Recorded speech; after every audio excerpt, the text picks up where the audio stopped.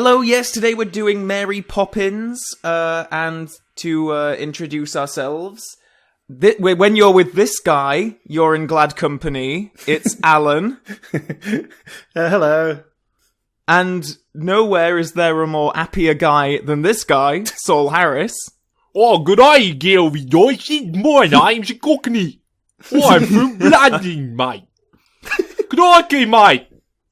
And then there's me, the co-host who's practically perfect in every way. Kevin. Yes. What's the other thing? Yeah. Shallow and slightly stubborn or something like that. What is it? Likes something and suspicious. Oh, yeah. Slightly stubborn and suspicious. Yeah, that's the one. Yeah. That's not me. So he says stubbornly. The long-awaited Mary Poppins episode that everyone was asking for from the moment we started the podcast. This is a classic movie. Well, let's be clear. We are doing it because they're doing a sequel. Yeah. 54 years after the original. Now, is that the actual longest time between live-action sequels, or has that been surpassed? The only other one that springs to mind is, like, Wizard of Oz. I was going to say, what's the deal with that Return to Oz film? Was that was an official sequel, right? Or was that just some sort of... Well, it was a sequel. It's just because the Wizard of Oz rights are kind of all over the place. I mean, it's technically public domain, but then there are things specific to that Warner Brothers film. Yeah. But this one is like a fully fledged... Yep, it's the same studio doing a sequel to a movie that they still Continuation own. of the characters. It's the kids grown up. Yeah, it is. Some returning cast members. Yes. Not as the same characters, though. Dick Van Dyke is. Yeah, he's not playing Bert, though, is he? He's playing the other one. Oh, No, he's not, actually. He's playing the son of the guy he played in that. Yes. Because is he? It's supposed to be 20 years later, isn't it? I was going to ask how he come back from the dead. Well, he looks exactly the same. Like, makeup-wise, they've just done the same thing, pretty much. They've done less of a makeup job this time round. They've made him look younger. Let's not jump too far ahead straight away. Let's stay in the 60s for a while. So Mary Poppins was based on a series of books written by P.L. Travers. Starting in the 30s, I think it was, like 1933, something like that. The first one came out. Yeah. And then there was a 5 in that kind of original run where it was the Banks children and Mary Poppins comes in and then sorts stuff out for them and blah, blah, blah. So that's your backstory. How many of those are adapted into this film? Is this film like an amalgamation of all of them? Is it kind of the first book? Is it? Well, from what it's the first one, as in it's the first time she comes to the kids. But there's a couple of elements from the other books, like the guy who floats to the ceiling. That's from one of the later books. Because basically, it's just she comes in, they have these adventures. And that's it. Like how Disney's Alice in Wonderland took a load of elements from both books, but it was predominantly the story from the first. Yeah, you got your origin story, basically, and then, So, now, I've watched Saving Mr. Banks, so I know the story of how this film got made. And Calvin, you've seen it, haven't you? Yes, I've seen it about 5 times. That good. I mean, obviously that is a dramatization, a glamorization, perhaps, of the process behind making Mary Poppins. But yeah, I mean, in preparation for this, I watched some of the behind-the-scenes material on the DVD, Blu-ray, and it is very true that Walt Disney was pursuing P.L. Travers for the rights to her books for ages. It was something like, I think they were like one of his daughter's favourite books or something, and so he was hell-bent on getting it turned into a movie, but P.L. Travers was having none of that. Yeah, chased her for about 20 years, and from what I understand, he kind of gave her a lot more allowances because it was something he really wanted to do, rather than it was just another business venture. And she vehemently did not want it to be animated, and obviously Disney was an animation studio, mainly at the time. So it was some live action. But I'm talking about in the 30s, and then it was 20 years later when she was like, oh, maybe they can do something live action, because they'd widened their scope a little bit by that point. What was their problem with animation? Well, if you've seen the film, Saving Mr. Banks, you'll know that she's just basically a total cunt. and that seems to be the character she's got. No one can really put much logic to why she said the things that she said, or because they've still got like the tapes that were recorded of her meeting with the songwriters and the writer, and some of the stuff she's insisting on is just like, she was very specific about having a particular tape measure that Mary Poppins measures the children with, because the shape and look of it, because that was the one that her mother had. Upstairs to the nursery, where Mary is measuring up the children with a long row of tape measures. No, that we cannot have. That would be quite un-English. This is very basically what we want to do here, is use pretty much what you have in the book. Yes. Now, I want this tape measure to be used because it was a tape measure that my mother had when she was a little girl. Mm-hmm. And I think it would be very nice. At the end of the course... Read me all that now. Read it. No, you read it. You want to bear us. No, you want to laugh at us. This is torture. No, go on. At the end of the chorus... And it's real, just basically, this is how it is in my head, and therefore that's how it has to be. Mm. And she doesn't want it to be a musical either. Mm. Is she... Autistic? Did she basically write Mary Poppins, like, as herself? Like, are they very similar? Because Mary Poppins comes across like a pernickety knobhead. Not exactly. It seems like there's... one of the bases of a character was a relative of hers, like a great aunt, and sort of other elements from... I don't know if it's specifically, one person, but yeah, I imagine, everyone puts themselves into their writing, don't they? Ultimately, they gave into a lot of her demands, but essentially went, well, there's only so far we can go. And they had the rights to it, so they could do what they want. Really. So, obviously there is animation in the film, which she did not approve of.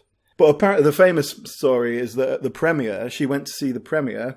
Walt Disney did not invite her to the premiere, and she had to finagle her way in. And at the premiere, after she'd seen the film, she was like, "There's lots of work to be done here, Mr. Disney." And he was like, "No, the ship has sailed. We're done." Yeah. So, even after the premiere, she thought she was going to be able to change stuff around. So, I can believe that. When you listen to some of the extracts from those tapes, I know they play some at the end of Saving Mr. Banks, and there's some on this making of that I watched, and yeah, it's just... I'd love to listen to the whole thing, but... Yeah, so it's kind of an interesting story. Like I say, the film telling of it is not entirely historically accurate, but I think it sort of I think it encompasses the story pretty well. It's made by Disney. So the fact that Walt Disney comes out of it quite well, and she comes out of it like a sort of overbearing harridan, is perhaps not entirely coincidental. See, I've heard people talk about it and say that Disney comes across like a bit of a piece of work in it, and it's like it was refreshing how not glossy the portrayal of him was. The film was written and developed outside of Disney, and then they basically had to go to them and say, "Look, we need permission to use the songs and stuff. There's stuff we need to get your permission on." And so Disney decided to buy the script and take it in-house. So I think if that story had been developed through Disney's internal thing, it might be different. But they took it on and didn't really change that much from what I understand. The director said he was waiting for something to happen, and it kind of never really did. I hear that the one sort of mandate that was made was that you couldn't show Walt smoking on screen. Well, Disney won't show anyone smoking. That's just part of their policy. Well, I think that there's some really stupid MPAA rule that gets you like an automatic. Yeah, exactly. So that's why I want to say an automatic R rating. It's probably an automatic PG-13 rating, but basically it like automatically puts you in a bracket that you probably wouldn't be in otherwise. So, and because of that, it means that we just have before Walt or Earl enter a scene, you just hear a. Well, that's it. They kind of acknowledge it. Apparently he had a smoker's cough, and so they get him doing that. And then there's one scene where she sort of barges into his office uninvited, and you just sort of see him quickly stubbing out a cigarette, and he says, "I never let people see me smoke. It's bad for the image." So they even kind of acknowledge that, which I liked. I liked that bit. Yeah, but I think it's a great film. It was a good film. It was all right film.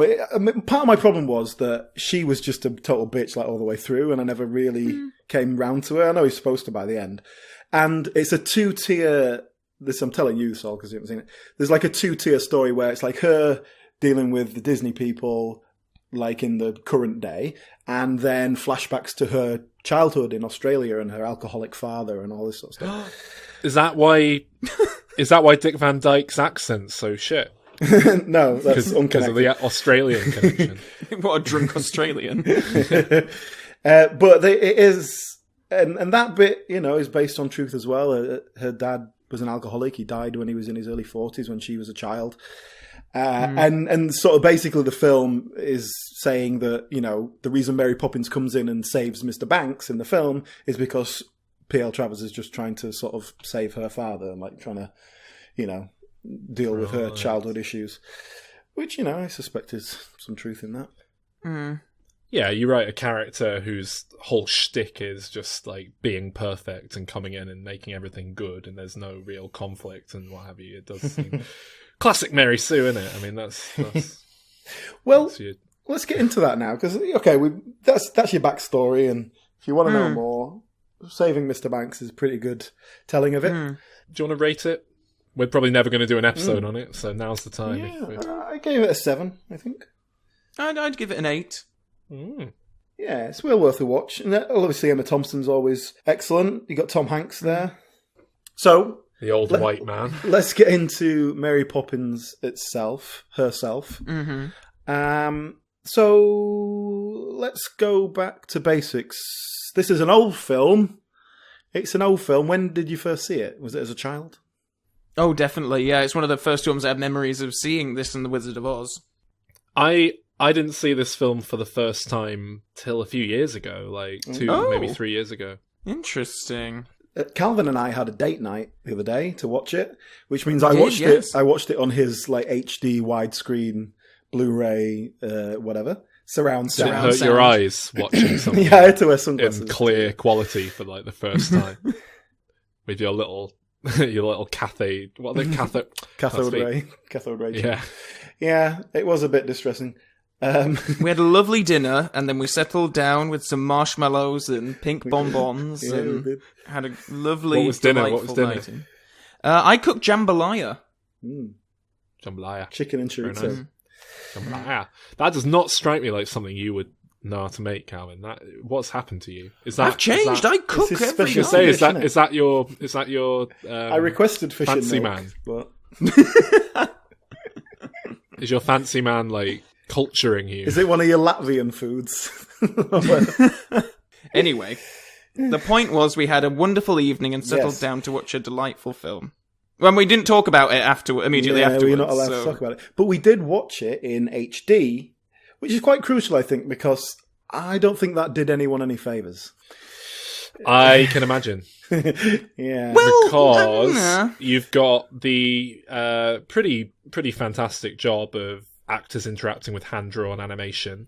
I imagine in HD it becomes far more apparent where the joins are and where the that bit wasn't so bad. It was stuff like Dick Van Dyke's second role with like a load of moustaches glued onto his face. All right. No? It was stuff like Admiral Boom when he's on the roof and it's like obviously not really on a roof. It was stuff like that, like the back projection and the. Well, that doesn't look great in standard definition either. I'll tell you now. But there was bits. Yeah, there was bits where you could see the blue screen sort of stuff. That was again, standard definition. But the animation stuff held up all right. Actually, yeah, it was okay. You could still. I mean, the seams are more apparent. Yeah, I was going to say the bit where the set begins and the drawings end is probably far more apparent, and it's already quite apparent in the film as it is. Yeah, but I agree with Alan that the most noticeable bits were the bits when we were supposed to be in reality, but it was quite obviously like a matte painting or blue screen or whatever. Mrs. Banks didn't fare well from it. Oh, poor Glynis. She definitely got the worst HD experience. More than that butt ugly little kid. Oh, you're gonna have to be specific. the boy one. Oh, okay. Do you know what's weird about those two little kids? Haven't they both got like old people faces? They've just got like old people faces on a child's body. It's like watching a Wayans Brothers film. It's weird. I mean, good casting. Like, I would cast that little boy as the dad in a flashback in like a comedy. Where you want, Yeah, it does look like a kid the that dad, looks yeah, exactly the definitely, same as the adult. Yeah. But it's just a bit... It's just not quite right, is it? He died very young, that kid. Oh, shit. I think he was like Died at 21. 21, yeah. Yeah. Ooh, is it a classic child actor doing a load of coke type? Oh, no. Story, No, he no? was he on holiday in Africa or just filming there and just caught some rare disease and, yeah, Ooh. died? As far as kid actors go for that time, I think they're fine. Mm-hmm. I think they're exactly what you'd expect in this kind of a film. Can't say I like them. I was never upset by them, or they never ruined a scene for me, which is saying something when it comes to child actors. What I do like about the kids in this film, and I always feel this whenever I watch like old films with kids in it, that, you know, they're doing like 16-hour days of just pumping these kids full of amphetamines to keep them going. I always enjoy that when I'm watching old films. It's not even their film, really. It's like we've already touched on. It's, you know, Mr. Banks is the one who's got the character journey, really. Well, this is one of my main concerns with this film is, what is it about exactly? Because it basically boils down to me as just a series of little sketches that doesn't really come together, and they throw in, he's a better person now at the end, it doesn't really come out of anywhere. Because the bank's evil. for undisclosed reasons. Because they want to invest his money, the fucking bastards! How dare they want to make the child money? He just wants to waste it on homeless people. This is basically my It's not like he problem. wants to give it to the woman as an act of compassion or an act of kindness. He wants to feed the fucking birds, the nuisance sky rats. No, he does. He wants to because of the song. The song is called Feed the Birds, but it's about this little old woman. To the people she calls, come buy my bags full of crumbs. And he does. It's more like, I guess it's sort of like seeing a celebrity and wanting to interact with them in some way. Yeah, Instead of asking it's for an not that autograph, it's not like he's bread. thinking, oh god, she's a poor homeless woman. She needs the money more than I do. It's that woman from the song. Well, I want to go get my picture taken with her. Is she homeless? She looks it. Yeah, but Like this is it's 1910. You know, there's people who actually live in real, that's actual true. poverty as opposed to what we call poverty now. Yeah, I guess so. And so she might just be, but she's making a living selling bird bags. If she's selling those bags at tuppence a time, we see her with a crate of about 40 of them. There is one bit of the film that I wonder if it's supposed to be open for interpretation or if I'm perhaps reading too much into it, and I'm skipping way ahead here, but it's later on in the film where Mr. Banks is walking back to his bank to meet with his bosses, and he goes to the steps where we see the bird woman earlier on, and then she isn't there. And granted, it's like late at night and everything, but just the way he acts, the way the music... You think she's dead? I wonder, like, everything Because else is she telling was me tuppence that... short of her dinner that evening, and she died, starved to death. If she ate some of that bloody bread, she'd be fine. It was probably mixed with sawdust, actually. I mean, she wasn't. She clearly wasn't starving. She has pigeon pie every night. What are you about? But did you guys read that? I mean, there is a bit of a sort of a weird moment where he's like, "Oh, the lady has gone," but yeah, she's gone home. She's gone to bed. Yeah, it's 9:00. 9:00. I like to think she's Why died. the people are still at the bank? I don't know. Like the banks close at 4. Yeah, the business They're district's gone empty. home. I from, don't know why there's anyone there still at the office. Well, the office. I mean, bankers work late. No. They don't. I don't know. Maybe.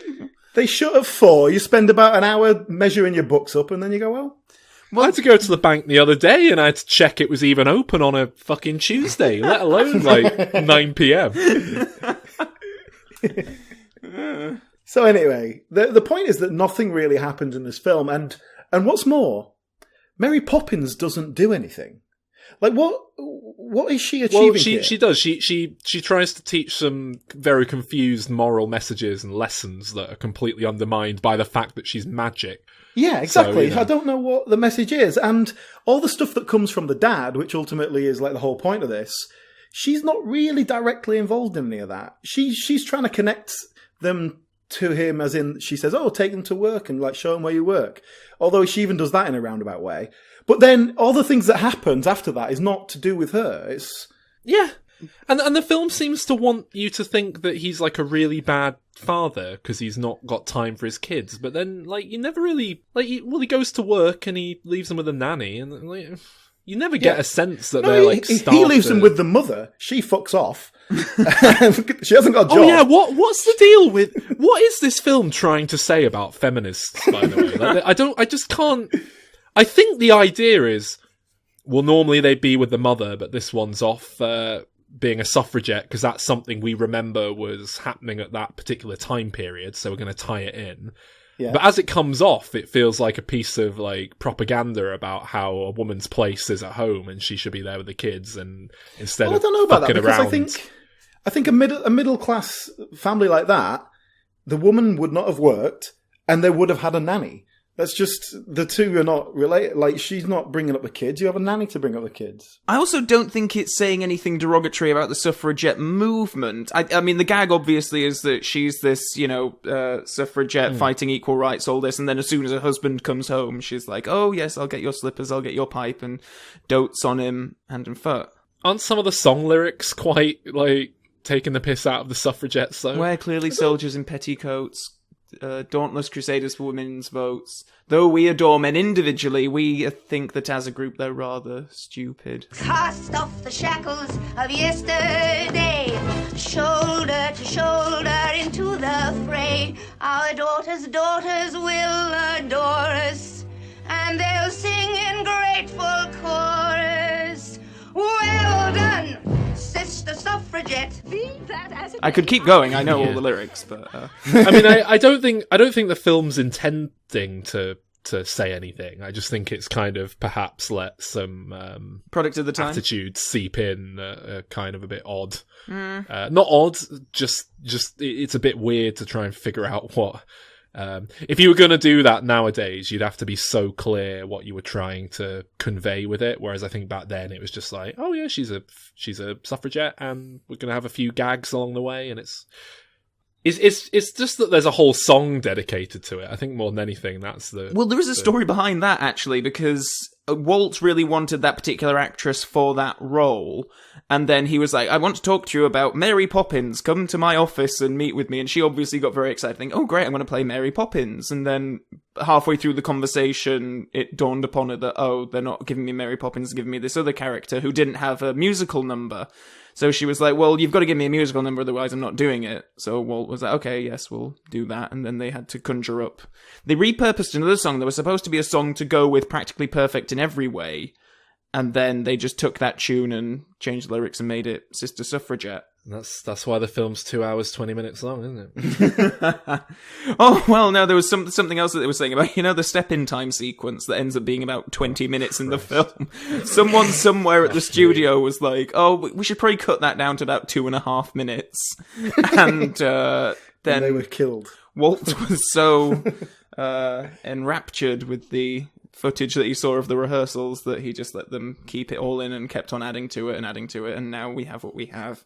Don't you think that films like this, though, are constructed, and I think a lot of Disney films, when Walt was alive, are sort of structured like this, in that they're very episodic. It's like 10, 15-minute chunks. Yeah. And when I was a kid, that was kind of perfect, because all your attention span is about that long. So I don't think I ever sat down and watched Mary Poppins in its entirety until I was an adult. But as a kid, I would just watch 10-minute chunk here, and then come back a week later, watch the next. When you're a kid with VHS home video, which Disney thrived with, absolutely. Oh, yeah, true. I kind of, I don't know. I don't know how it would have worked necessarily, because this was meant for cinemas, and it was made at a time. You're absolutely right. Yeah. The idea of kids watching it outside of a cinema just wasn't a thing. Yeah. So I don't know. I think that's probably a happy coincidence. But no, you're right. There's so much stuff in this film that you could just cut out. You could just cut 20 minutes out, just lift it out of the film. But that's what I mean. I think if you tried to figure out what the plot of this film was, I'm not sure what you'd come upon. Like when you're saying what would you cut after what wouldn't affect the plot, well, what's the plot? Well, there's about 5 minutes at the end where the dad has a weird Yeah, that's the only character epiphany point. for some reason. Yeah. No. I think it's about a family that are slightly broken. The kids are acting up because mum and dad are both out doing their own thing. They never come together as a family. And then this woman comes into their life and reconnects them by making them appreciate what matters, or more specifically, him. I don't think any of that's dated very well, because the idea that these are tearaway trouble children, it's like, well, they seem pretty reasonable. You know, they just seem like perfectly normal little kids to me. Yeah, but then we're Disney meant to think that kids. this nanny's running away like, I can't handle your awful children. I quit. And it's like, well, hang on, you lost his kids outside in the park, and now you're getting angry at this couple because you lost their children on your watch as a professional child carer. They should have your fucking license revoked, you. Anyway, to go back to what you were saying, Saul, I agree. I think that Mr. Banks is basically never does anything wrong. Like, at one point he's like saying, well, I want my kids to have like education and morally enriching activities. Yeah. Not stop fanning about taking them to like tea parties on the ceiling. Or what the fuck are you doing? And I think that's a fair point. I think that's a fair thing to say. I think the idea is that he doesn't want them to have any fun, but I don't know. I think a balance between culture and fun. Somehow I believe, Ken, that the balance shall tip in the favour of culture. Like a big, fat, fucking retarded fucking black girl on a seesaw. Opposite a dwarf. It's just not really conveyed that well, is it? He doesn't want his kids to end up sweeping chimneys all their life. I mean, yeah, let that fucking lay about. Looks like a great gig, chimney sweeping. It does, actually, the way it's portrayed in this film. Yeah. It looks like you basically become one of a mindless swarm of locusts that just fucking prat around, like, destroying everything in their path, singing and dancing along the way, until someone can kind of angle you away in the right direction.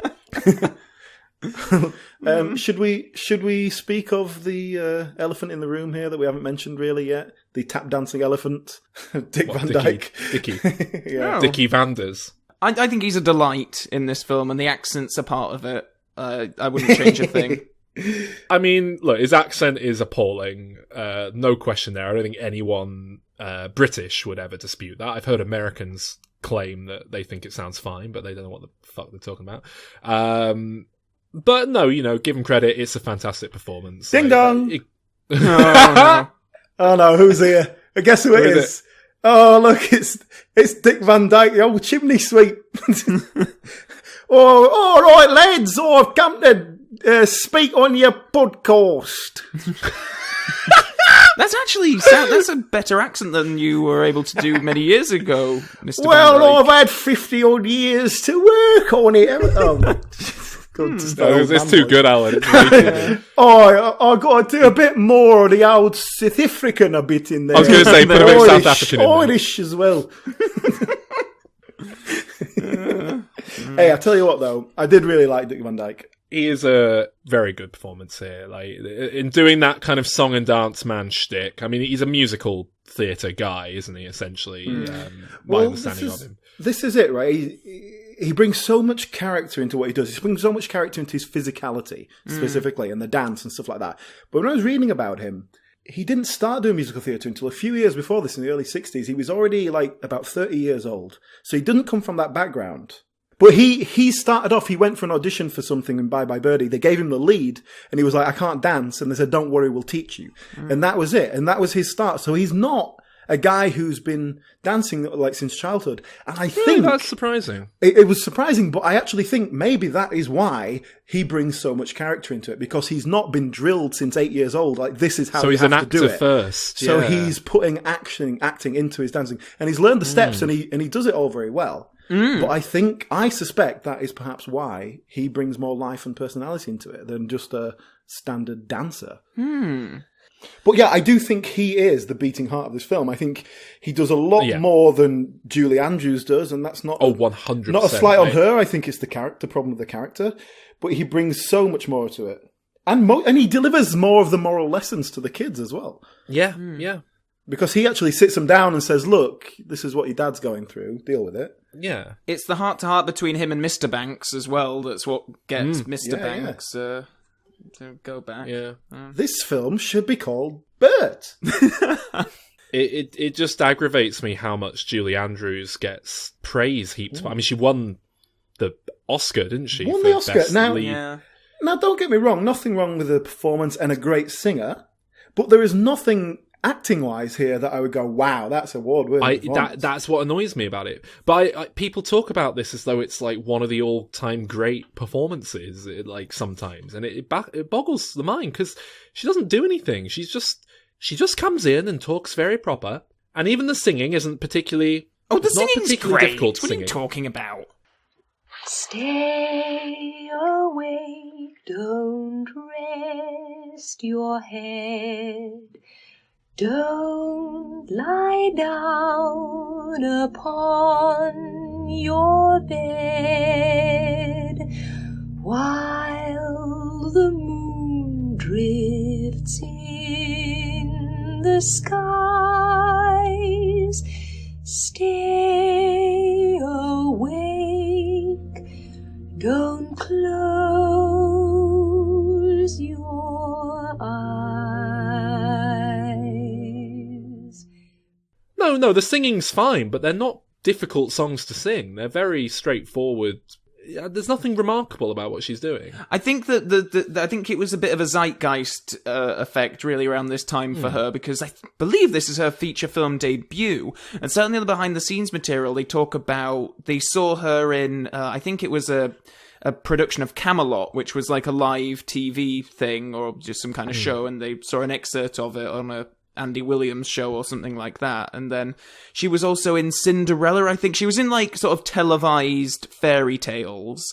But interestingly, she was in contention for the My Fair Lady part, which I believe came out the same year. Same year. Yeah, eventually went to Audrey Hepburn because Julie in Andrews... contention, it was her part. She did she did it on the stage, and they basically decided they wanted someone famous instead. Yeah. And then, of course, they both got nominated for the Oscar, and Julie Andrews won it. So I don't know how much of it was sort of like industry... She was just a bit of an industry darling at the time. And certainly her next few years, the peak of her career. I don't know. I think, we even get more from Mr. Banks. I'll never remember his name. David Tomlinson? That's Tomlinson, the one. Yeah. I think he gives a fantastic performance.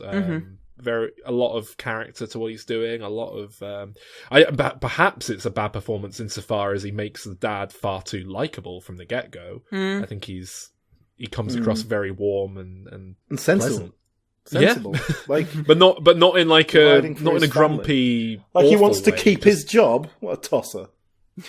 Yeah.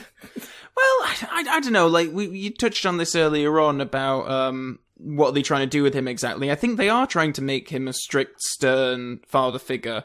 I agree. But I just don't think it works. They do it through this actor who's got quite a warm presence anyway, and when he does it through quite a whimsical song where he's talking about, yes, I like my pipe and my slippers and patting my children on the head as they are sent off to bed and all that. So he is just quite likeable. I run my home precisely on schedule. At 6:01, I march through my door. My slippers, sherry and pipe are due. At 6:02, consistent is the life I lead. George, they're missing. Splendid. And maybe that's good. Yeah. Like, if he was a dick, like, he'd be unbearable. And when he's redeemed, I don't know if that would be as strong or what. But, yeah. A good performance, anyway. Shall we talk about the songs in a bit more specific detail? Obviously, a major ingredient of the film. So, Calvin, just want to go through the lyrics? You seem to know everything. When the cat has got your tongue, there's no need for dismay. Here, just summon up this word, and then you've got a lot to say. I mean, I could do it, but it's... I love them all. There's not one song. Oh, yeah, no, actually, Love to Laugh. I don't like that, but then that's... that whole scene is just total shit. Yeah, take it out. Cut it. Cut the scene. That scene could be cut. Yeah, definitely. I think they're... for the most part, about as fantastic a bunch of songs as you could expect from a film from the 60s. I love musicals. I like listening to songs from musicals. I would never put anything from this film on to listen to it. It's just a bit too old school and dated. But I can appreciate that they're very good for the most part. There's a handful that are a bit like, ugh.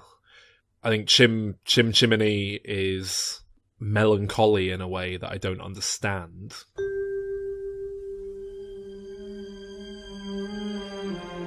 Chim chimney, chim chimney, chim chim cheree. When you're with a sweep, you're in glad company. Nowhere is there a more happier crew than them what sings chim chim cheree, chim cheroo. Chim chimney, chim chim cheree, chim cheroo. Oh, I love that sequence. Why is it so sad? I mean, I like the melody, I like the song, but I don't really understand why when he's singing it at the very start of the film, it's just it evokes a sad tone that feels very odd. Yeah, no, I agree, and I think certainly like later on when they're up on the roofs and they're coming down on the smoke, and it's up where the smoke's all billowed and curled between pavement and stars lies the chimney sweep world. I think that's really nice lyrics, and I agree it's melancholy. I don't know if I entirely know why, because they are still at that point glamorizing the life of the chimney sweep. Well, that's it. I don't get it. It's bizarre to me. But I mean, no, I like it out of the context of the film, I guess. Supercalifragilisticexpialidocious is obviously a standard. Even though the sound of it is something quite atrocious. If you say it loud enough, you'll always sound precocious.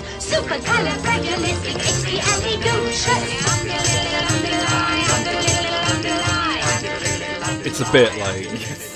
It's a bit trying in that kind of like... If you've ever had to spend time with a musical theatre kid... it's like the equivalent of that, isn't it?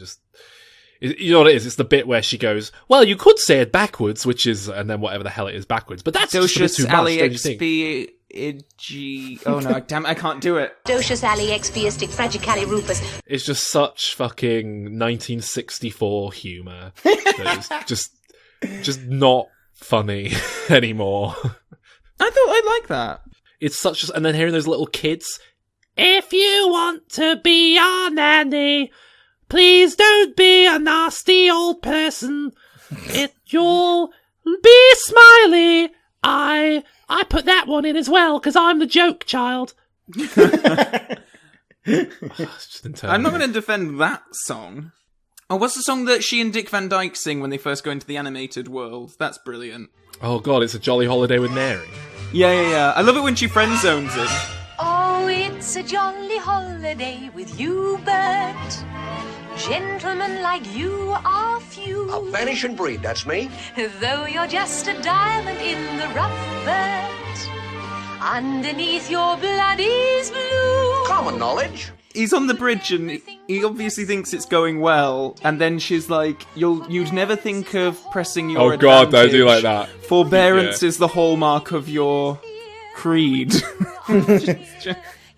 She basically says, quite get it. She basically says Bert would never rape you, so don't worry, ladies. like that's essentially, what is it? Something like there's no one need feel unsafe around you, Bert, or whatever it is. It's really odd, stuff to her. She's an unescorted lady alone with a man. People will talk. It's just so we just have to make it very clear that she's friend zoning him, just in case you had any ideas. Of course, behind the scenes, I was giving her it every night. So was that Dick who never left after we left? He's still here. Oh, he's still here. Bert, it's you. In the flesh and at your service. You're filthy. Spoonful of sugar. Yeah, so I mean that's another standard classic song that's hard to fault. But what's her point? Her point is obviously like find the element of fun if you're doing something shit and make it all a bit better. Yeah. But then she does it for magic. I was going to say it's very Magic's easy to fun. say. It's very easy to say like find the element of fun when you're doing your chores if you can then just make it all magic away. Like they don't even tidy up; they just magic. The soldiers walk away. The toy soldiers walk themselves away. Everything magics itself tidy. It's like, well, yeah, like it would be fun, wouldn't it? Do you know how tidy my flat would be if I could just click my fingers and it would all do it?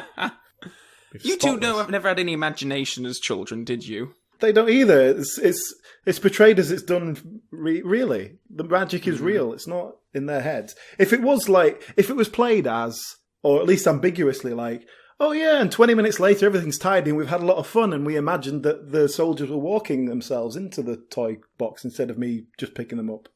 I mean, that's how I imagined it. Like when I was clean. No, I never cleaned. Actually, I don't think that's the intention. No. Well, exactly. I don't think that's the intention. But if it was, it might no. Sorry, no, that's not the intention of the film. But that's how I would incorporate the message into my chores when I was a child. And what is the deal with Mary? Because she'll do all this magical stuff, and then like the kids will come home and like, oh, we did all this great stuff. We were like dancing on the ceiling and stuff. And she was like, no, you weren't. And if you tell anyone you did, I'll fucking cut you, all right?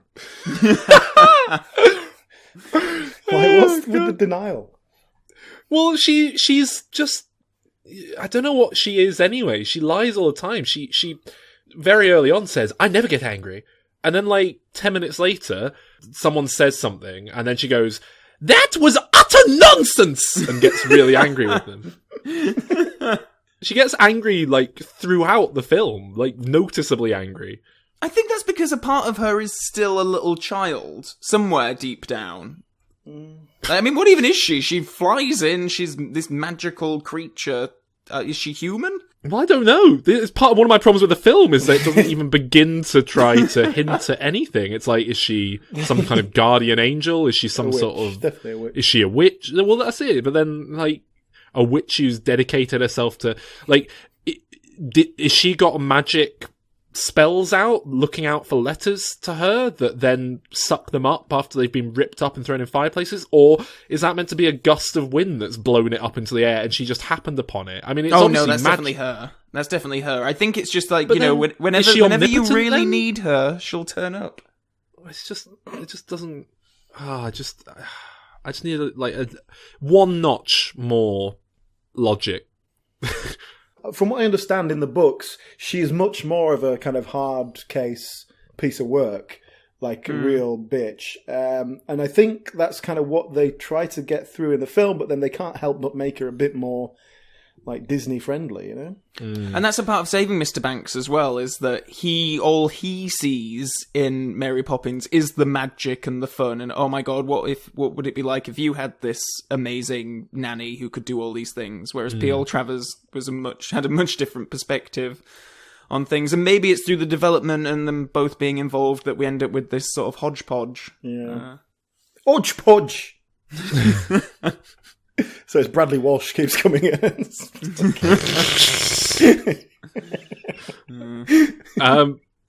My problem with Mary Poppins is she's just arrogant. Is she meant to be likable? Yeah, that sums it up quite well. Because she comes across as a villain at the start of the film. Frankly, she comes across like the antagonist of the piece. No, she's scamming this family. So you don't understand. She's pretty, therefore good. That's how it works. You're complaining because the dad is too likable. You're complaining about her because she's not likable. And then she's scamming this family. She's scamming a load of like nannies out of work. Then she sings a song that doesn't make sense about how in every job that must be done, there's an element of fun. So like sexing chickens, for example, where you have to sort them into grinders. You know, the newborn chicks, male ones go in a grinder. Yeah. Find the element of fun there. Well, that's obvious. Cleaning the sewer. Yeah, but you look how fun being a chimney sweep is, so... Look... Cleaning up the cum after the peep show's finished. That didn't exist in 1910. Oh, maybe it did, actually. I think it probably existed more than nowadays. Although, you know, if you could just magically snap your fingers and the cum, like, turns into, like, a little cum man and dances off into the bucket, like, it might be quite fun, I don't know.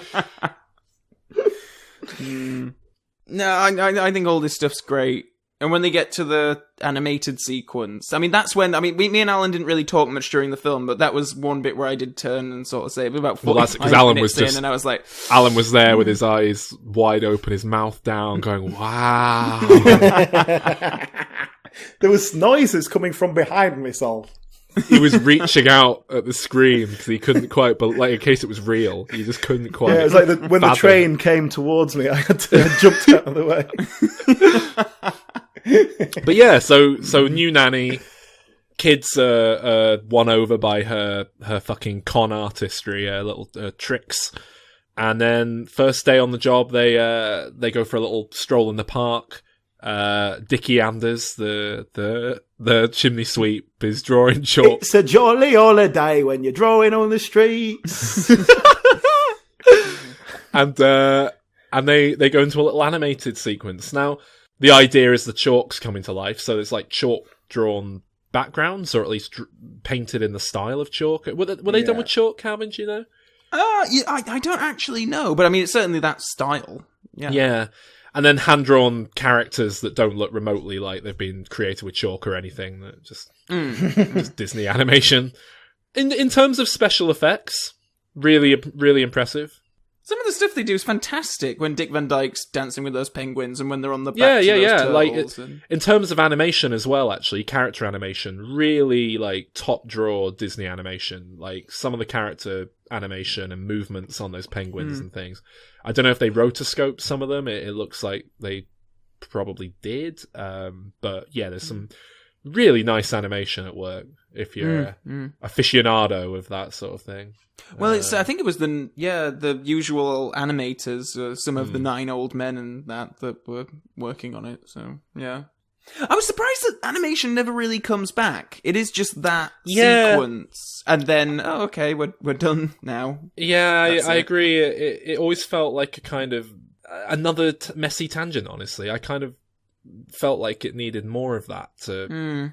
I mean, there's a bit later on where they could have done it with the they instead opted for some animatronic bird puppets instead, which fair enough. They're real world birds, quote unquote real world, rather than part of the chalk universe. But I love that bit where she's got the animatronic bird on her finger, because you just know that there's about like a dozen wires on the other side of her hand, and they're all going down a dress, and there's some man there with a really primitive control doing it. Yeah, and again for something from the 60s, it looks really good. Throughout this film, the special effects are pretty remarkable for when it was made. Doing the stuff where they're like, for example, she's pulling all the stuff out of the bag, and then the kid like goes under the table, is trying to figure out. That all was completely seamless. It works beautifully. Flying up on when they're flying up into the roof, like you can't see any wires. It looks really good. It's very good. There's a bit that I particularly loved, but just when they're interrupting the hunt, there's an Irish fox who's being chased by redcoats, and there's one bit where Dick Van Dyke like picks him up and they crash or something, and then the fox is like lying on Dick Van Dyke's lap, but just where Dick Van Dyke's arm is, where the fox is, where the pole of the horse is, or just however many different aspects of the drawing would have to be integrated into that, and it works so well. It's really There's a few moments like that jumped out at me. I was wondering if you could give some background on how they did it. I assume they shot the footage with the actors and then kind of had frame by frame film stock to look at as they were animating, so they kind of drew it essentially over the top of the film. Is that right? Or yeah, that's exactly it. And then I think like in a lot of the cases, the ground that the actors are immediately standing on is real, like it's just painted set, but then the very background is like a blue screen or a black screen or whatever. She's not a great nanny, is she, Marybawbin? Because she like doesn't keep the slightest bit of an eye on the kids when they're in that chalk painting. She's just she's off for a date with Bert, yeah. Exactly. Oh, so legs off. I think I'm in on this one. I've definitely got it. Oh, she's a sure bet. Oh, poor old Bert, he's no idea. He'd never think of pressing his advantage. Oh, sir, he'll press your advantage, darling. I reckon they fucked. She does enjoy when he compliments her as well. Like, she is vain, Mary Poppins. Like, as soon as they're in the animated world, he's like, "Oh, you look fantastic," and she's like, "Oh, do you really think so?" Well, apparently that was liking it. In the book. She's incredibly vain. She's always looking in mirrors and stuff. And there's a little bit of that in the film, but apparently in the books, it's like a major thing. It's like what she takes about 3 mirrors out of a bag in a row. That was a nod to the books because they didn't really use it that much. So when she says she's practically perfect in every way, that's like a joke because she's so arrogant, right? It's not like an accurate tape measure, because it's a magical tape measure that seems to know, like, size people up correctly. But she's just written that on, like, where it's She like just did 5 it with foot, a biro. whatever. She's just written Mary Poppins, practically perfect in every way. But now she's stuck if she ever comes across another, like, 5'9" person. Yeah, but yeah. She's got several tape measures, though. She's very good at sleight of hand. So the idea of the film is presumably Mary Poppins, like, it's the real world. Mary Poppins is magic. She comes into the real world and everything goes haywire when she's around because she's magic, and that's, like, the fun of it. But then Uncle Albert's magic, because he's laughing and that means he's floating up on the ceiling, and they get there and they're like, fucking hell, Uncle Albert's on the ceiling again. Rodney! Uncle Albert's on the ceiling again, Rodney! I mean, yeah, you've got the next door neighbour who's firing cannons off of his roof, so I wouldn't, Do you know what really jumped out at me? There was a bit where they're off out to buy fish or whatever, and the Admiral is like, "Oh, what are you up to today, young man?" And he's like, "Oh, we're going to buy some fish, Admiral." He's like, "Good man, you have a good day." And it was just like, that's a nice thing, isn't it? It's just like they're just going to do the chores, but he's seeing it as a little trip. It's like a little adventure. He's helping out his family. The Admiral, the nice old man who lives on the street instead of a creepy old man. So it was a simpler time. Yeah. And then they just did some magic bollocks instead. I had a similar thought to you, actually, yeah. I did. And it acts as a fake out because it lures us into a false sense of security with Admiral Boom. But later on, when he sees those chimney sweeps having a good time, he loads up his cannon with fireworks and just tries to exterminate them. He puts on a firework display to celebrate them. I'm not even sure what he thinks they are when they're all dancing up there. Negroes. Well, I don't know what the film thinks they are. They're treated like the fucking... they're all like the fucking lizard chimney sweep from Alice in Wonderland. The way they're just like... Oh, God. It's just... I mean, I love it, but it is like a plague of... It's like that South Park episode where they spoof zombie movies with homeless people. It's like treating humans as this sort of unstoppable force. It's weird. Like a force of nature. It is that sequence where there's a lot of dancing. That's the dancing one. It feels like watching West Side Story. It's just like, oh, yeah, fucking 20-minute dance sequence, great. Yeah, and there's some really nice shots in there. But again, it's just like, is this relevant to anything? Is there a point to this? It's just a good time. You're just supposed to be enjoying it, aren't you? 2 hours 20. 2 hours 20. Come on. Well, when you've paid your dime or whatever, and you go to the movies with the family, you just want to be entertained for 2 hours and 20 minutes. What else are you got to do? Go back home and do boring chores. What could you get for tuppence in 1910? That seems like that was probably quite a lot of money to just chuck on some birds. A bag of bread. Yeah, that's what I mean. I think you could probably get a lot more for that. I reckon you could probably have a night out at the theatre and a fish supper on the way home, BFH, and still have change from a shilling. whatever I'm trying to say. No. Should we look it up? Yeah. Should we get an actual answer? What could you get for tuppence in When's it set? 1910? 1910. Right. Inflation calculator. That's what we want, don't we? Yeah, but I want to know what its value was, really, what its like purchasing value was. Like, could you have a night out on tuppence? Was that like a week's wages? How many tuppence were in a pound? An English pound? Well, there's 240 pence in a pound, so 120 tuppences. 240 pence? Yeah. Who decided on that? That's insane. It's the old imperial system, my friend. Okay, so a pound in 1910 equated to purchasing power of £111.94. So a tuppence... So yeah, divide that by 120. So it's a bit short of a pound. Yeah, about a quid. That sounds about right. You could get his own loaf of bread for that much. How much you want to get a kid to put in their first bank account? That sounds about right. That is a bit of a rip-off for a bag of bread, but it's believable. That's what she'd be charging. She's not homeless. There's no way she's homeless. But she's... Why didn't he just go to Cook, one of the slaves who works for his family, and say, have you got any bread, spare bread, like leftovers breads? And she'd be like, yeah, here you go. Because they'd have to probably do that. They'd probably go and feed the ducks on like a regular basis, because that's what you did back then. No internet. Yeah, and they didn't know it was bad for him yet. It's not. They love it. Well, my next note is just Mary Poppins would be pro-Brexit. So I don't really know why I wrote that down, but that's what I was thinking. I don't know if that's true. Anyway, let's not bother with that. Completely no relevance. No evidence for that at all. I was just doing a character study on her. I've also made a note. Later on, I made the note, Mary Poppins is the sort of person who'd share an image of Marilyn Monroe with the quote, "If you can't handle me at my worst, you don't deserve me at my best," on Facebook.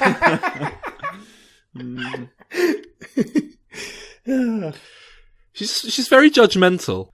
Yeah. Like, they're having a good time laughing on the ceiling, and she's like, "Well, you bloody stop laughing, you bloody little shits! What do you think this is?" She kind of disappears from the film for a while. Like, the kids get taken to the bank and then they escape, and then they are accosted by a dog and a horrible old woman. And then they run into Bert, who I think he has a real nice little conversation with them. Because they're sort of like, oh, Dad hates us and all this, and then he sort of talks round. He talks up the dad, really, which is quite nice. He's like, oh, he works so hard in that big heartless bank, and because Bert's got like 8 kids at home that he's got to scratch a living together every day. They're not at home; they're off cleaning. Kids getting in the little nooks and crannies of the chimneys he can't reach. Yeah, that's it. That's why you have so many kids when you're poor. Get them working. Right, so they go to the bank, and then Dick Van Dyke comes out as an old man in a dual role. Yeah, which I like, but the problem with it was that it was like, this old man has got the exact same physicality as Dick Van Dyke. Yeah, this old man is clearly a young man. Far too this is physical. odd. And then, so I don't know if there's any truth to it, but right before we started recording, as it happens, a friend of mine who's a fan of the film, a friend of the podcast, in fact, Howard, who was on an episode a while ago, shared a story online about how Dick Van Dyke has apparently just revealed that he paid Disney to take that second role because he was so desperate to play it.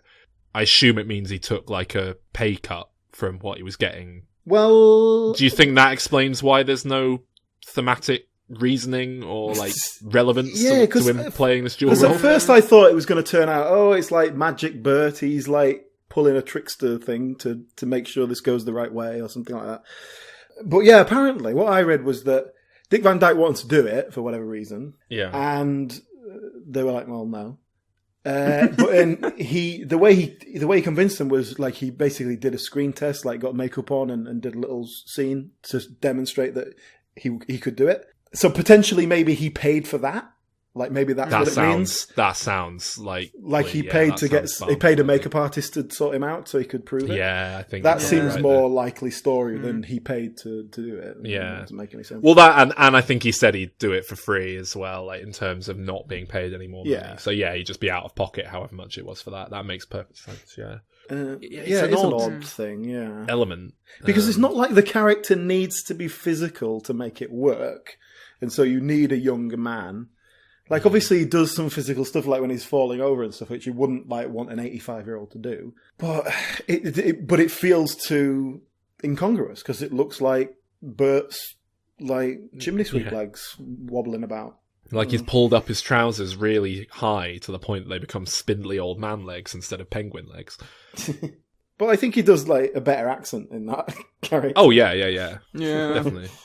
I can't say I'm a big fan of that though, but then I would just cut the bank and the character altogether, I think. Anyway, it was about this point in the film where I really did start settling in on the idea that Mary and Bert are both con men who are just working this family, and this is like they're quite good at magic tricks. She's maybe drugged up the kids. I think the film works a lot better if you look at it that way. She's just rinsing them for like a week, move on to the next family, and Bert's there to try and normalise it. So if they have a question, he's like, "Oh no, it's all right." Yeah, exactly. It's just Mary Poppins. Exactly. The bit. So the dad has his emotional turning point that doesn't really make any sense. Where he goes mad. What happens? Yeah, he's obviously lost his mind. It's quite an odd bit, that whole scene. Yeah, the whole second scene was very odd, and it seems to be like because they never at any point like go, "Oh, I'm afraid we're going to have to let you go." They just sort of walk up to him. destroy his personal clothes, possessions that presumably he paid for himself. Well, no, I think they treat it like it's some kind of exclusive gentleman's club almost, don't they? It's like they destroy his personal effects, his hat, his umbrella, his signs, symbols of authority. His gun, his badge. Tell you what, Mr. Banks, this is a shame. You were just 3 days from retirement, but... But yeah, and then he goes, obviously just loses his mind because, he knows he can no longer support his family, he's going to be ruined. Not only that, but he's got 10 members of staff on his payroll that he's going to be making jobless. All their families are going to be destitute now because of him. We're meant to find all this uplifting and happy at this point, aren't we? Yes. We're supposed to think that because he's no longer got this job that's tying him down, he can be free to, spend time with his kids. Until, they have to move out of the house because he can't afford it and move really to a expensive shack. house. Yeah. And his wife becomes a prostitute. Whatever. Look, he's just living in the moment. He's thinking, you know what, yes, now I'm going a bit crazy, but I'll spend time with my kids for a week and then I'll start looking for new work. It was really stressing me out. I thought it was a really downbeat thing to happen in the film. Well, it's odd that, because he tells this joke and then the old man starts laughing and then floats to the ceiling. 2 nuns in a bath. One says, "Where's the soap?" Calvin, can you explain the joke to me? Because I still don't get it. There are these 2 wonderful young people, Jane and Michael, and they meet one day on the street, and Jane says to Michael, "I know a man with a wooden leg named Smith." And Michael says, "Really? What's the name of his other leg?" No, the man is called Smith and he has a wooden leg. Oh, I get it. And so it's a wordplay, you see. So what's the name of his other leg? Yeah, anyway, so he starts laughing like a maniac, and then his son is again shrieking, "Daddy, Daddy, come down," and all this, and crying. So it's a bit of an odd bit to end on. I'm not sure if we're supposed to think, oh, good, the old guy's got his comeuppance now, or what exactly. But anyway, he dies. And then weirdly, and then because he can't actually leave the film where the guy has not got a job and spending time with his family is a good thing. So they have this then tacked on bit at the end where the younger, whatever the bank guy was. You're getting a more intense job than before that's going to take you away from your family even more than before. Hooray! Yeah, thanks for killing my dad because now I'm in charge and I've got the inheritance. So no, but they've learned from Mary Poppins. It's going to be a different world now, a kinder world, a kinder, gentler banking system. Well, she was never involved with the banking bit. No, she wasn't. But Mr. Banks has learned from her that it's not all work. So now there will be no more 9 p.m. meetings. But there never was any 9 p.m. meetings. He's home by 6. That's it. He's got set hours. True. They seem pretty reasonable. And he's got his sherry by 6:03. Yeah. This is true. What was he complaining about? He wasn't. Oh, yeah. He was happy. The kids would just want to spend a bit more time with him. Well, even the kids didn't seem particularly unhappy with how much of the dad they were seeing. They don't really make that seem like they need more time with him, do they? It's not like there's a scene at the start where they're like, "Daddy, we made you macaroni pictures today." And he's like, "Oh, I don't have time for this, children. I've got to work." No, I think it's done through the policeman, isn't it? Because the kids come in with their broken kite with the policeman, and the policeman says something like, "Oh, Mr. Banks will be able to fix that up," because obviously the mother won't be able to do it. Useless twat. Well, exactly. So, and then she says something like, "Oh no, he'll be far too busy for that." But it sounds like he's got quite long. I mean, I wish I was home at 6 o'clock every day. He's never quite painted as a bad enough character to then need the redeeming. What are his hours? He leaves at 9 and he's back at 6. So his hours must be at most 9:30 till 5:30. The banks would be 10 till 4. That would be opening hours. He's doing all right. He's got a nice big house. I mean, yeah, it's probably lost a bit of money on the value because he's next door to a madman who shoots a cannon that causes the Richter scale to go off 7 times a day. But even so, I think that technically they live down the road from Buckingham Palace. Like in the map painting, when they kind of do the establishing shot at the start, it is St James's Park that they're opposite, which is the park outside Buckingham Palace. Yeah, everyone in London lives on the same street as Buckingham Palace. Yeah, and the Big bank Ben. he works in is like across the road from St Paul's. Oh, that's a fair walk then. How the hell does he get home for 6? What, St Paul's? St Paul's to Buckingham Palace? Yeah, St Paul's to No St way, James's no, Park. You can walk that in about 20 minutes. I'm looking this up now. Buckingham Palace, Calvin. I sound like I'm American. When you're typing it out, you spell it like that, don't you? St Paul's Cathedral. Okay, it's about 2 mile. Oh. Oh yeah, it would only take 44 minutes. Never mind. God, they're not that far then. Oh, never mind then, he's got good hours. This is good, relatable content for listeners that don't live in London. I love this film.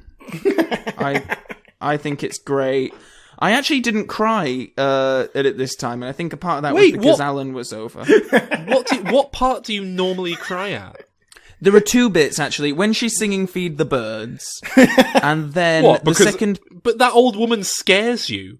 No, not that one. No, she's not the old woman that scares me. The old woman that scares me is the one who's, the come here, me dears, Granny Elijah, when the kids are running away from the bank. Do you know what the weird thing is, though? If Calvin was walking down the street and someone was like, "Oh, you got spare tap and spare," fuck off, peasant. He wouldn't say it. He'd just be like, quickly, don't make eye contact. Yeah.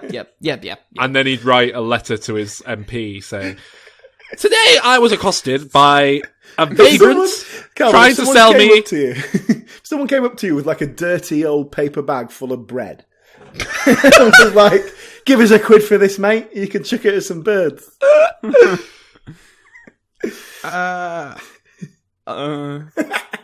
Well, I bought a puppet from a street vendor in London once. He was selling them on the street.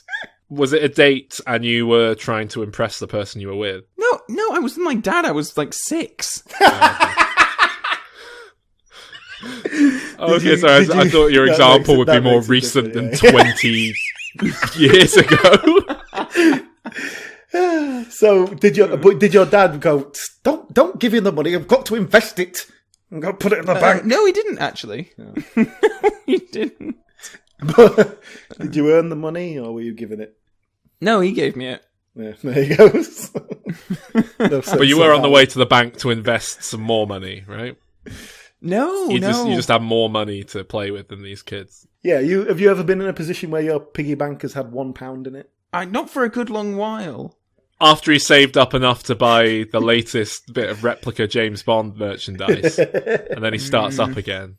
What were you buying when you were 6? What was the thing to get? Pokemon? Power Rangers. Oh, Power Rangers. Mm. The other part that I would normally shed a tear at is when Mr. Banks is walking back to the bank for his meeting at 9 p.m. because he's walking through all these. The music is really sad. It's very quiet, even for like 8:30. That's pretty quiet on the streets of London. Well, Jack the Ripper, isn't it? You don't want to be out alone. So that's why there's no prostitutes hanging around. Especially some of the back alleys that Mr. Banks goes down. I mean, that's why it takes him so long to walk home. That's why I don't get until 6. Shall we rate? It's a 9 out of 10 from me. Fucking hell. It's a brilliant, whimsical, just thoroughly enjoyable experience. I mean, well, I enjoyed it, but I just, like, structurally it doesn't make any sense. Like, it doesn't work as a narrative. It just feels like a load of sketches. But for the main part, they're enjoyable and it's entertaining. So I gave it a 7. Oof. Surprising. No.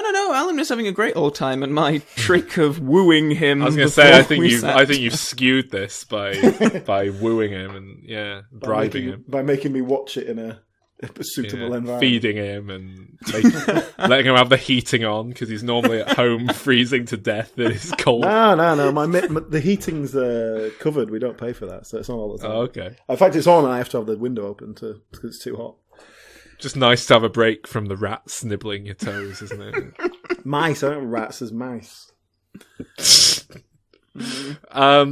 Well, I think this film is a fucking mess. Meandering, far too long, very like half-baked, barely any of it works properly other than on a very superficial level. Mm-hmm. And I just find it quite interminable to try and sit through it, and I always have done, so I give it 5 out of 10. Good old spread there.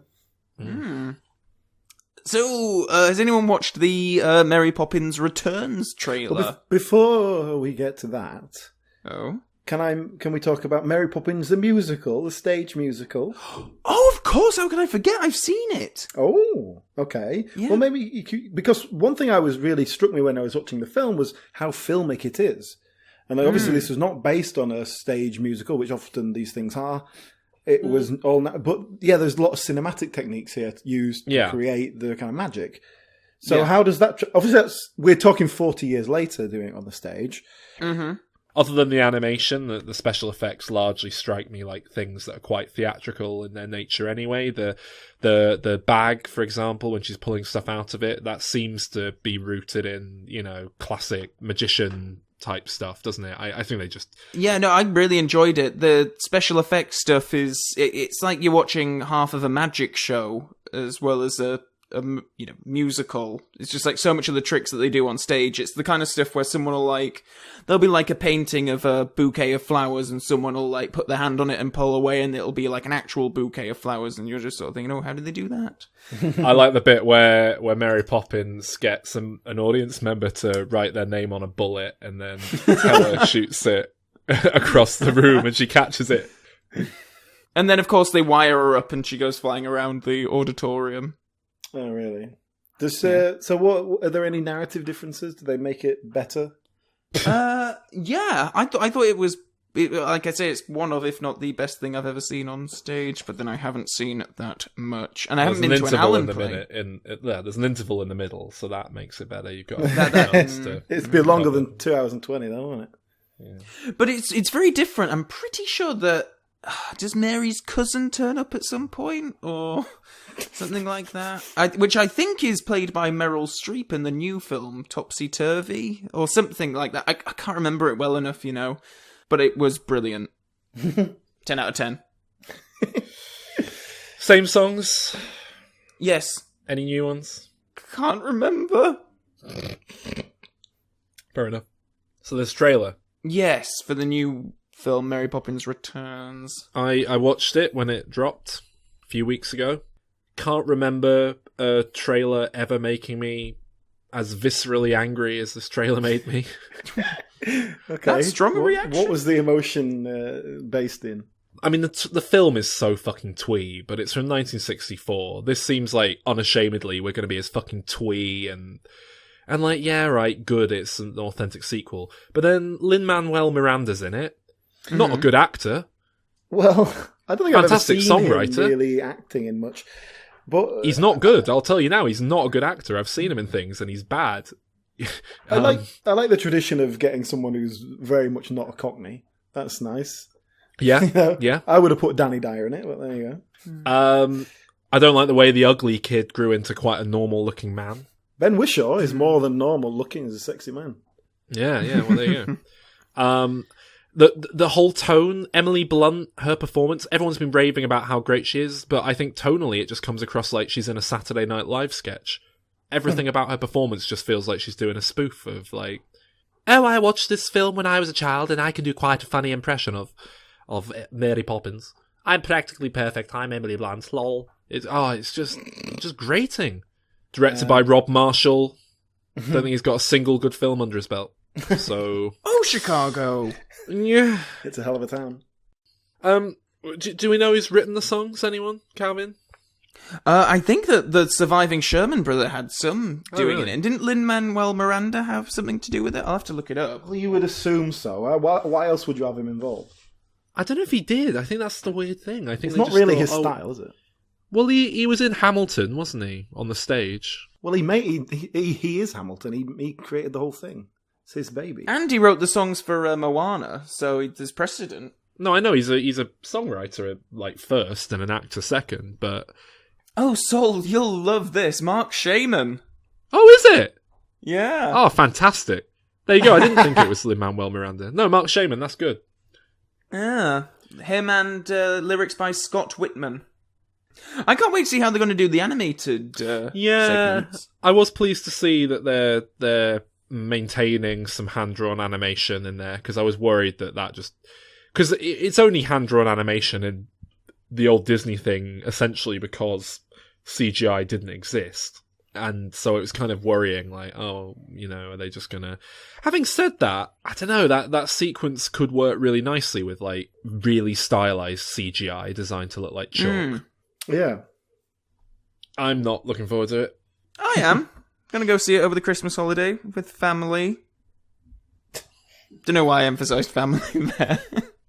If I was going to be remaking this or doing a sequel or whatever, I think the main thing I would want to do is create an ambiguity about what Mary Poppins is and what she's doing, and how much of this is magic, how much of it is imagination, and them playing, and then they feel it's real, and then so later on she's like, no, we didn't really do that. So you wouldn't actually see her being magic. Do you know what I mean? I agree. I would like to retcon it so that it's implicit. A lot of it's in the kids' minds.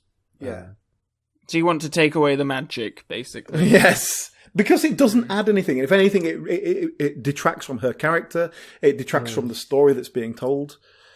Because it undermines it. It undermines the truth of what you're doing. That's it. It's like, what have they learned about taking their bad medicine if she's made the medicine literally taste like lime cordial? She's put a spoonful of sugar in it. Well, it's just a spoon of medicine. That means it's just a spoon of sugar. Well, I think part of the problem with this is that none of us were brought up in a time when medicine wasn't just sugared at source. Like, that's how you get kids' medicine. Love a bit of Calpol. Like orange Calpol's or whatever. brilliant, isn't it? Exactly. So we've never had cod liver oil. Although I imagine Calvin did. Calvin seems like someone who had a tablespoon of cod liver oil every night. I had cod liver tablets, but they're not even ill. They're taking it preventatively. They're just taking it for it's like having a Yakult. Yeah. Yeah, it's like vitamins and equally pointless. Flintstones vitamins, yeah. Yeah, well, that would be my major change that I would want to bring in. I would probably, I don't know, you would try and make Mary Poppins' character actually more relevant to the story, or actually she's more, feel like she's actually got her finger in the pie somehow, rather than just arbitrarily doing stuff. Bert feels a lot more important in this film. Yeah, I mean, it kind of feels in the original like she is just flailing around. Can Mary Poppins open a creche and have several children on the go at the same time? And I'd want Julie Andrews back. No point doing it unless it's with Julie.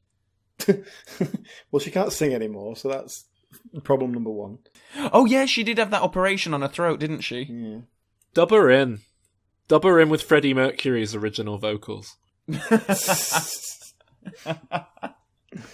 big problem with this film is that it is painfully episodic, right? Tangents, no through line. Sitcom? Disney starting a new streaming series. They're looking for content. Mary Poppins TV series. All right. A new adventure with the kids every week. That makes more sense, yeah. Yeah, you could do an animated episode. You could do oh, that'd be quite nice, yeah. A Halloween special where they go to a spooky haunted house. You need something pulling through the whole thing, though, some sort of arc throughout the whole thing, surely. Yeah, she's fixing the kids. She's fixing them? Why? What's wrong with them? One of them's really ugly. See, a solid scene saving Mr. Banks, he would know Mary Poppins didn't come to fix the children. Yeah. The children came to fix her.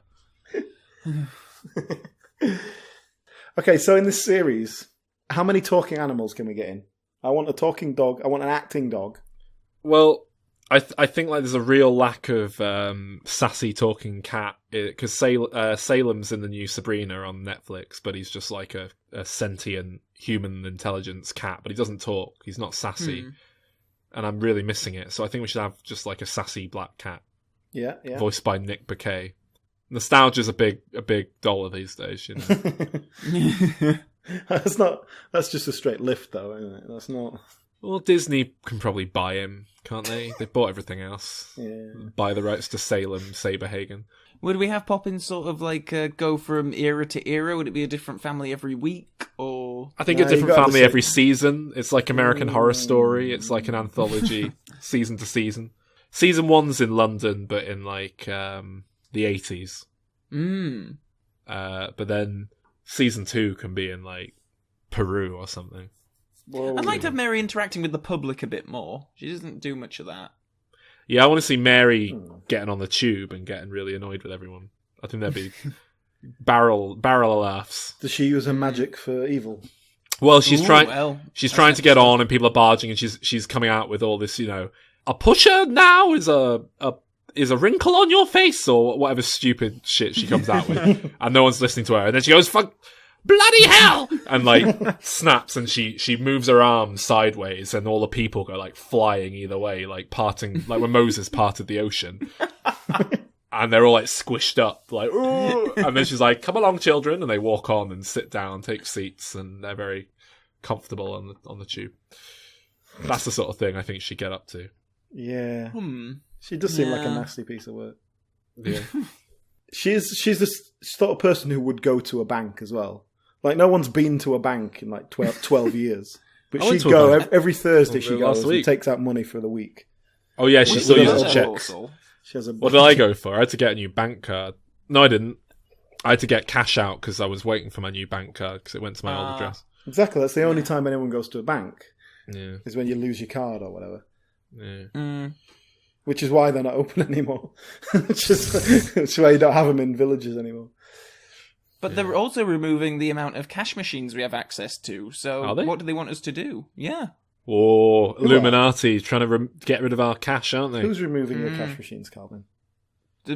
Well, the men Government. near where I live came and stole one with some chainsaws last week. So that's they're doing that one. Well, that's one way of doing it. Chopped it out of the wall. Chainsaws? Yeah, they chopped it out of the side of the co-op with some chainsaws. Oh, dear. I don't think they. I think they just hacked it up a bit and ran off when the police came. But it's been out of order.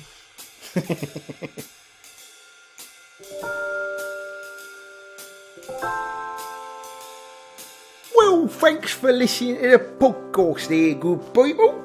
And if you're ever around this way again, make sure you pop in and listen to another one of our episodes. We've got lots to choose from, and they're all our back catalogue is available at our website. It's dimreturns.com. I'll see you next week for a Christmas special.